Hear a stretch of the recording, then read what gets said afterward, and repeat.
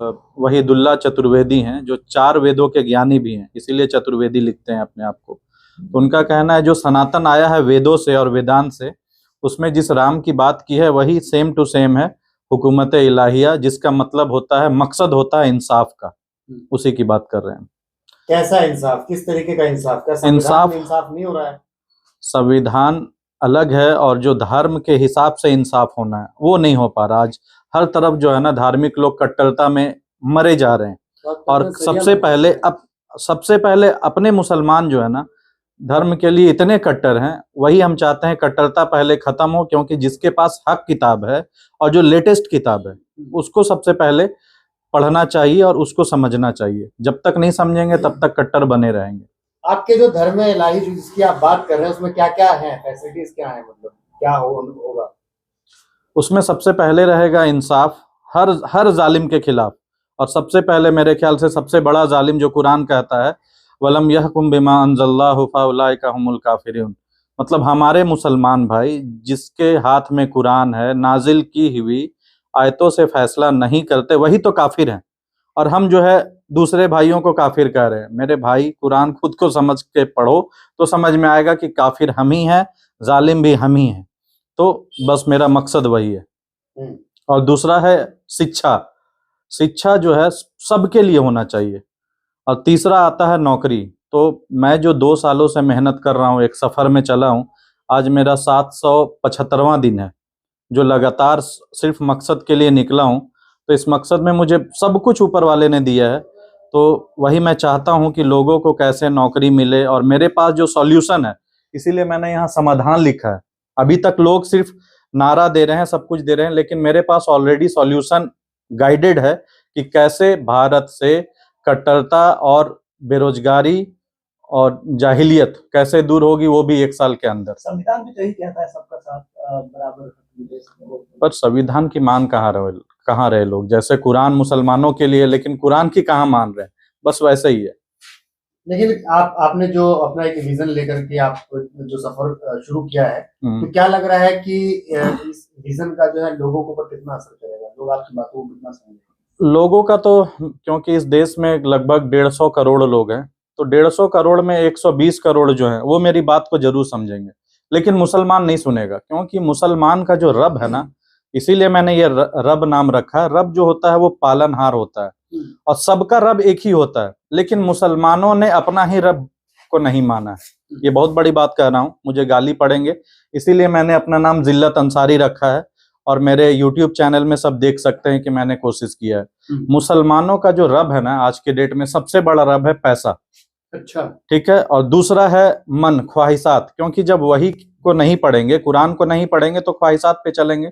और तीसरा जो बचता है सूरह तौबा की 31 नंबर की आयत, वो है अरबाबम, मतलब ऐसे आलिम जो बस हलाल को हराम कर रहे हैं, हराम को हलाल कर रहे हैं। तो क्या मुसलमान ज्ञान विहीन होता जा रहा है? 100% में 99%। और सबसे बड़ी बात कि जो ज्ञान वाले हैं वो भी अपने मन की ख्वाहिशात पे चल रहे हैं, जिसको ऊपर वाले ने कुरान में कहा है कि तुम उसको कोई समझा ही नहीं सकता है।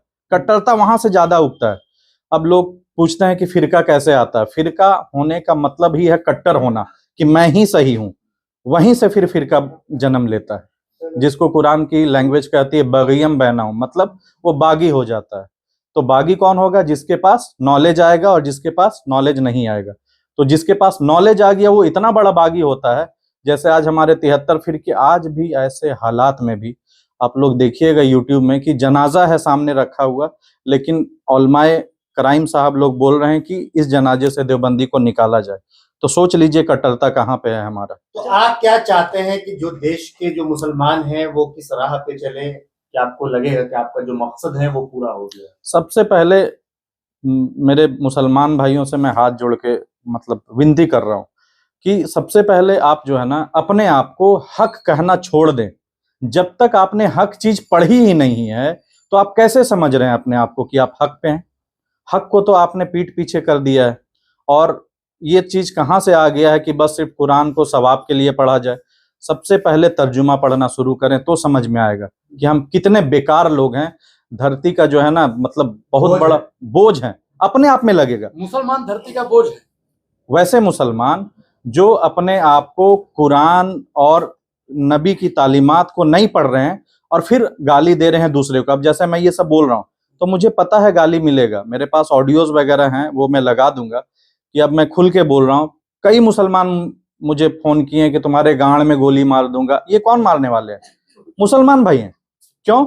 हक बात कर रहा हूं ना। तो इसीलिए मैंने अपना नाम जिल्लत रख दिया है मुसलमान भाइयों के लिए कि गाली दोगे कोई फर्क नहीं पड़ता है। अच्छा, एक सवाल अब एक चीज बताइए, जब आप कहेंगे कि सभी धर्म की किताबें मदरसे में पढ़ाई है तो बोलेंगे ही ना वो लोग। कट्टरता वहीं से खत्म होगा। अगर नहीं खत्म होता है तो फिर अगर एक किताब पढ़ाएंगे तो कट्टरता वहीं से होगा, क्योंकि सबको पता है क्या इस्लाम कट्टरता सिखाता है? इस्लाम नहीं सिखाता। माफ कीजिएगा, जो सिलेबस है आज के डेट में, चाहे वो मदरसों का हो चाहे कहीं का भी, हमारे घर का, अपने घर का जो सिलेबस है ना, चाहे हमारे माँ बाप ही सिखा रहे हो चाहे कोई भी सिखा रहा हो, वहीं से कट्टरता आता है।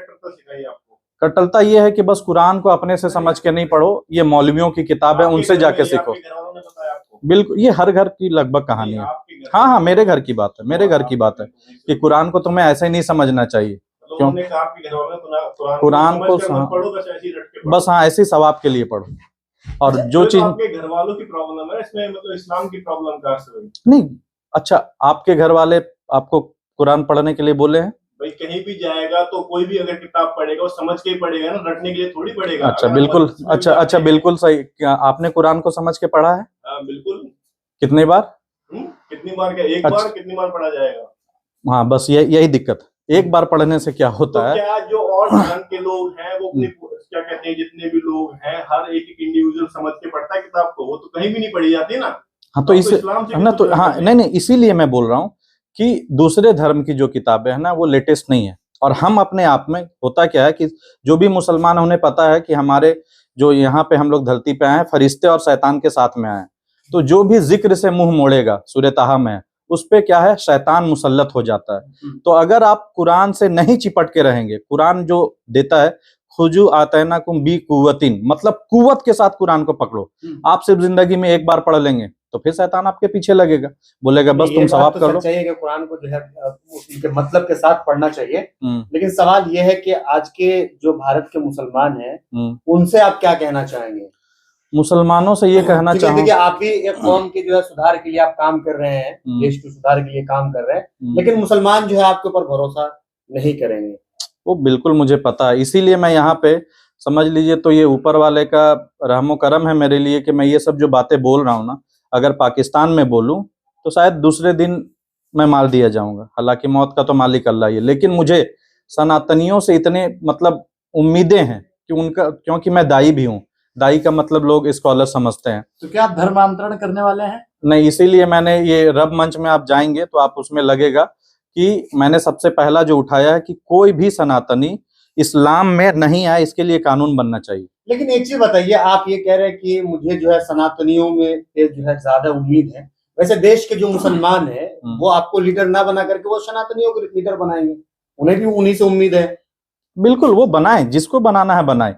मेरे पास जो है ना गाइडेंस है, क्योंकि मैं 2 साल से कुरान के लिए कुर्बानी दिया हूँ, तो इसीलिए मैं आप लोगों के जरिए चैलेंज करना चाहता हूँ। सबसे पहले उन तमाम उलमाए कराम जिनके पास मैं गया हूँ, लगभग इंडिया का कोई शहर नहीं छोड़ा, और आपके जहन में जिस आलिम कराम का माइंड में नाम आता है मैं उनके पास गया हूँ, भीख मांगा हूँ। क्यों? क्योंकि मेरे पास एक ऐसा कुरान ऐप है जिसका मैंने नाम दिया है द मिरर, कि उससे जो है ना मुसलमानों की कट्टरता हो और बहुत चीज उससे दूर हो जाता है। क्या वो अलग आपने अलग से कुरान बना दिया? नहीं मेरे भाई, वो कुरान ऐप है, ठीक है। जैसे आज जो बांग्लादेशी और पाकिस्तानी के कुरान ऐप यहाँ से बाजार चला रहे हैं, वो सिर्फ जो है ना मतलब अपने फायदे के लिए चला रहे हैं।